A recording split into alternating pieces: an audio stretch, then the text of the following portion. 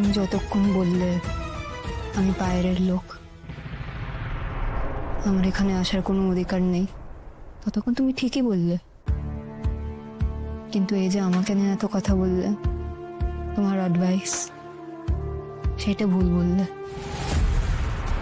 পড়ালেখাটা আমি করব, সেই জায়গাটা মানে একেবারে আসল। আমার পরিশ্রমের ফসল এই ডাক্তারি পড়া। এটা আমি নিজের চেষ্টায়, নিজের মেহনতে আদায় করতে পেরেছি, তাই এটা ছাড়ার কোনো প্রশ্নই আসে না। তুমি তোমার আসল সংসারটা মায়া দিয়ে, ভালোবাসা দিয়ে গুছিয়ে রেখো। ও নিয়ে আমি যখন তোমায় কিছু বলতে আসবো না, তেমনি আমিও আমার লেখাপড়াটা খুব যত্ন দিয়ে ভালোবেসে করি। এ নিয়ে তোমারও কিছু বলার অধিকার নেই। তবে কথা দিচ্ছি, লাজু এ বাড়িতে আর কখনো আসবে না। এও কথা দিচ্ছি, ডাক্তার লাজু হবে। এটা তার নিজের কাছে করা প্রতিজ্ঞা।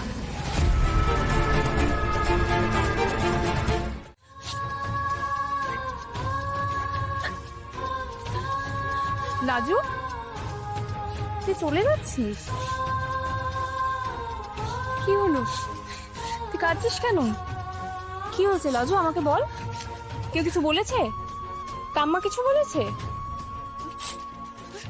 বুঝেছি, কাম্মা তোকে কথা শুনিয়েছে, তাই তো? আমি বুঝে পাই না, কৃষ্ণর জন্য এত কিছু করার পরেও কাম্মা কি করে তোকে কথা শোনায়। লাজু, আমি কাম্মার হয়ে তোর কাছে ক্ষমা চাইছি। আমি আমি এক্ষুনি যাচ্ছি, তুই আমার সঙ্গে চল। আমি এক্ষুনি তোর সামনে কাম্মাকে বলবো। তুই আয়, তুই আয় আমার সঙ্গে। না না বৌদি, না না, কাকি কাকি কিছু বলেনি। আমি ঠাম্মির কথা শুনে এখানে এসেছিলাম, কিন্তু আমার এখানে আসাটাই ভুল হয়েছে। ওই লোকটা আমাকে দেখেই একেবারে দুমদুম করে কাঁদিয়েছে। কৃষ্ণ তোকে এখনো চিনতে পারেনি?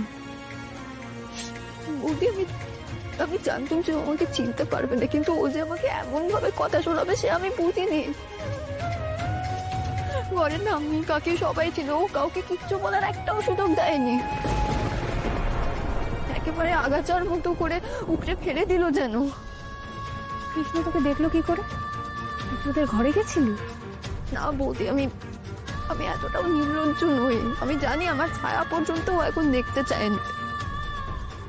আমি তো তার কেউ ছিল না কোনোদিন, তাই জন্যই ও আমাকে মনে রাখেনি। আমি ঠাম্মির ঘরেই বসেছিলাম, তারপর আমি খেয়াল করিনি কোথার থেকে ও চলে এলো আর আমাকে এসব বললো। আমি হয়তো ওর কেউ না, কিন্তু তাই বলে আমাকে ওর একটুও মনে নেই। তাও বা না থাকলো, কোনো মানুষকে এমন করে বলা যায়, এমন করে অপমান করে কেঁদিয়ে দেওয়া যায়? আমি তো ওর কাছে কিছু চাইতে আসিনি, আমি ওর সামনেও যাইনি, কিন্তু তাও এমন করে আমাকে বললো। আমি আর এই বাড়িতে কখনো আসবো না বৌদি। লাজুর মুখ আর কখনো দেখবে না। ও তোর সঙ্গে খুব খারাপ ব্যবহার করেছে, তাই না রে? আজকেই ছেলেটা হসপিটাল থেকে আসলো আর আজকে এরকম খিটখিট করতে শুরু করলো। খিটখিট তো শুধু আমার সাথে করেছে, আমি না এলে হয়তো তোমাদের সাথে ভালো ব্যবহারই করতো। এরকম নয়, আসার পর থেকে তো আমাদের সঙ্গে সেভাবে ওর কথাও হয়নি। তবে আমি তাও বলবো, ভুলটা ঠাম্মিরই।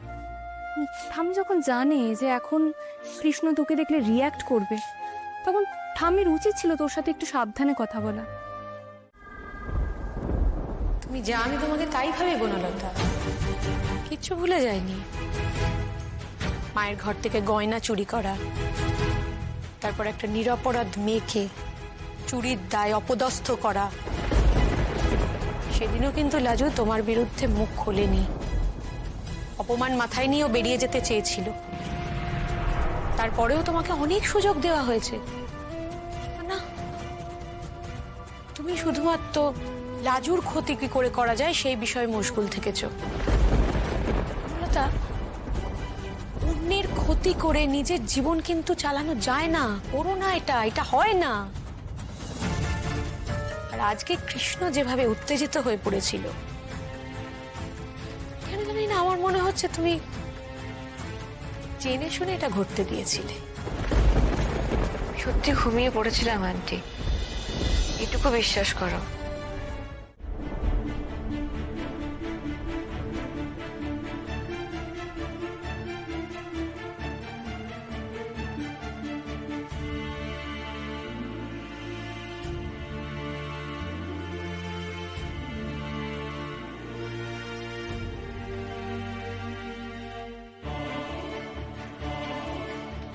ও স্ত্রী, অথচ আমি এখনো সেভাবে ওকে চিনতে পারিনি। তবু ওকে মেনে নিচ্ছি তো। আর অনেককেই চিনতে না পারলেও আমি তো মেনে নিয়েছি তাদের অস্তিত্ব। কিন্তু এই লাজবন্তী মেয়েটিকে দেখে আমার কেমন একটা হয়। তাহলে তখন কি আমার সঙ্গে কোনো খারাপ সম্পর্ক? না না, সেটা কিভাবে হয়? তাহলে আমার বাড়ির লোকই বা তাকে অ্যাকসেপ্ট করবে কেন? আমার স্ত্রী ওকে অ্যালাউ করছে কেন? মেয়েটি হসপিটালে এসছে, বনলতাই তো আমার সামনে ওকে এনেছিল। কেন? ও নাকি আমার সুস্থতার জন্য পুজোও দিয়েছিল। ও যদি শুধু আশ্রিতেই হয়, তাহলে আমার জন্য পুজো দিতে যাবে কেন? কিছু একটা লুকাচ্ছে কি কেউ? আমি তো মেয়েটিকে নিয়ে এত ভাবছি কেন?